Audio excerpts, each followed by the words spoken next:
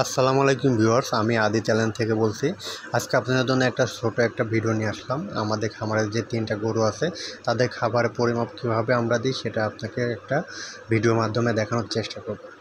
আমরা প্রথমে কি করি, ভাঙ্গা চাল যেটা আছে ওইটা 1.5 কেজি রান্না করি। রান্না করার পরে ওইটা ঠান্ডা করি। ঠান্ডা করার পরে আমরা কি করি, আমাদের যে হাতে দেখতেছেন একটা ছোট বাটি, ওই বাটির উপর মেপে 2 বাটি করে প্রথমে ধানের যে গুঁড়া আছে, ধানের গুঁড়া প্রত্যেকটাতে দিই।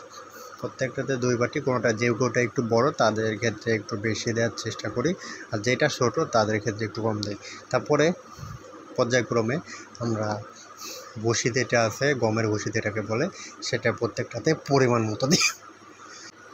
সর্বনিম্ন 1 বাটি, যে গরুটা একটু বড় তাদের ক্ষেত্রে একটু বেশি দিই। তারপরে আমাদের আরেকটা আছে, সেটা হলো ফিড। সেটা 1 বাটি, বড় হলে 2 বাটি কিংবা 3 বাটি দেওয়ার চেষ্টা করি। তো দর্শক, আপনারা দেখতে পাচ্ছেন কীভাবে আমরা খাবারটা রেডি করতেছি। দেখেন, খাবারটা এখন এখান থেকে নিয়ে পরিমাণ মতো গরুর হাইটের উপর ভিত্তি করে আমরা পানি দিব। যেই গরুটা একটু বড় তাদের ক্ষেত্রে একটু বেশি পানি, যেই গরুটা একটু ছোটো তার ক্ষেত্রে একটু কম, যে গরুটা আর একটু ছোটো তার ক্ষেত্রে আরও একটু কম হবে পানিটা আমরা মগ দিয়ে মেপে দিই। অনেকে আছে পাইপ দিয়ে দেয়, অনেকে আছে মগ দিয়ে দেয়, তো আমরা মগ দিয়ে মেপে দিই। একটা বিষয়, আমরা ভাঙ্গা চালটা রান্না করি একটা পাতিলে, বড় পাতিলে।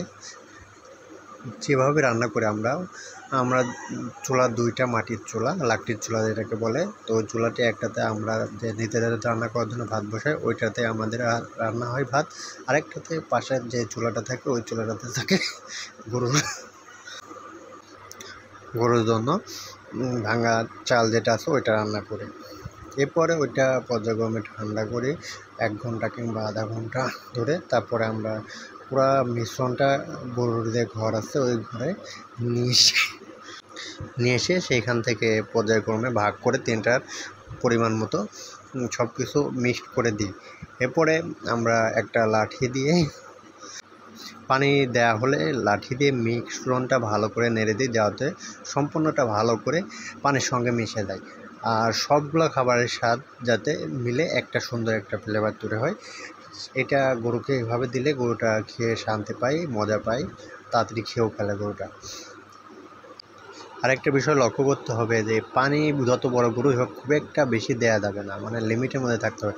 বেশি পানি খাওয়ালে হবে কি, আপনি গরুটা, কিছু গাভী গরু আছে না, বড় বাচ্চা দেয়, ওই গাভী গরুর মতো হয়ে যাবে, পেট বড় হয়ে যাবে। আর যদি পানি আপনি কম পরিমাণে দেন, খাবারের পরিমাণ বেশি থাকে, তাহলে সেই ক্ষেত্রে হবে কি, গরুটা যেটা খাবে ওইটা এই পেটে থেকে যাবে।